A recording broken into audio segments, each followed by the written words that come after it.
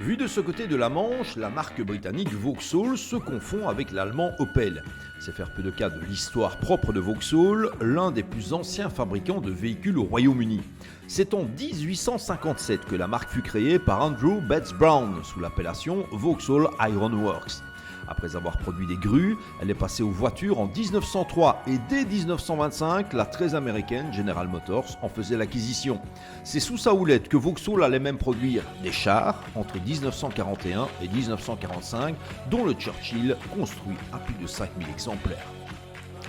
Mais délaissons les engins de guerre pour nous intéresser à un véhicule bien plus pacifique, la Vauxhall Victor, voiture familiale d'une certaine grandeur, dont la longévité a été assez remarquable, puisque les différentes générations de Victor sont restées au catalogue de 1957 à 1976. Une auto au style plutôt banal, en tout cas nullement flamboyant, dont le succès allait être conséquent, au point d'avoir été brièvement la voiture la plus exportée de Grande-Bretagne. La Victor a ainsi mené sa petite conquête des États-Unis, General Motors oblige, où elle fut vendue par les concessionnaires Pontiac, mais aussi du Canada, de l'Australie et de la Nouvelle-Zélande, de l'Afrique du Sud et même d'une partie de l'Asie. Chez Pontiac et Buick, on l'appelait Victor, chez Chevrolet et Oldsmobile, Envoy.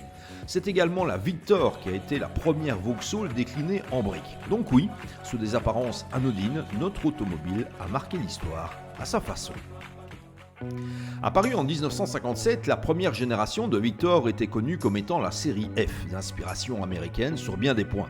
C'est en 1960 qu'est arrivé le modèle que vous avez sous les yeux, la Victor FB. Et même si le style n'avait rien de chatoyant, cette Vauxhall allait être considérée comme une voiture solidement construite et bien proportionnée. Ce qui allait permettre à ce modèle de rester sur le marché 4 années durant jusqu'en 1964. Un laps de temps relativement court qui n'a pas empêché la production de près de 330 000 exemplaires. D'un point de vue stylistique, la Victor FB ne cachait pas quelques liens de parenté avec l'une ou l'autre production américaine. Curieusement, ce produit de la General Motors avait quelques points communs avec des Ford de l'époque. Sacré paradoxe. Sous le capot de la Victor, la sobriété stylistique était relayée par un 1500 cm3 développant une cinquantaine de chevaux. La boîte de vitesse était à 3 rapports avec levier installé à hauteur du volant, comme souvent à l'époque. Il convient d'ailleurs de noter combien l'habitacle de cette Vauxhall était soigné, mais sans réelle fioriture. Visiblement, ce n'est pas avec la Victor que la General Motors envisageait d'épater une clientèle avide de spectaculaire. Comme le reste du modèle, c'était sobre, solide et fonctionnel avant tout. Ce qui n'empêchait pas une liste d'options plutôt bien garnie, avec des sièges individuels en lieu et place de la banquette avant, les phares anti-brouillard, la radio, le lave-glace, les feux de recul, les ceintures de sécurité, etc. Vous l'avez compris, au début des années 60, la sécurité n'était pas nécessairement prévue de série. Il fallait donc payer pour mieux se protéger. Datant de 1963, notre modèle d'essai a conservé sa teinte d'origine d'un jaune assez sobre avec toit blanc. Si son historique complet est inconnu, cette Victor a fait l'objet d'une restauration il y a une quinzaine d'années et force est de reconnaître que le résultat est de toute beauté.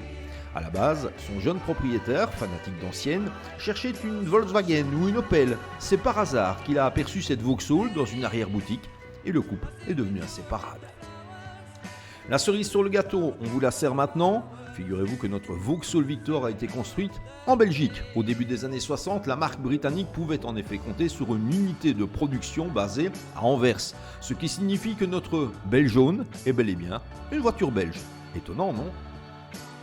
Dans l'imagerie populaire, la marque Vauxhall se confond souvent avec la marque Opel. Pourquoi ? Parce qu'à partir de la moitié des années 70, plus ou moins, eh bien, les Vauxhall étaient en fait des modèles identiques aux Opel. Les Vauxhall étaient construites et vendues en Angleterre, les Opel dans le reste de l'Europe forcément. Mais avant la moitié des années 70, eh bien, c'était deux marques de la General Motors totalement distinctes. Il y avait effectivement en Belgique des concessions Vauxhall et cette Victor vient d'une concession bruxelloise.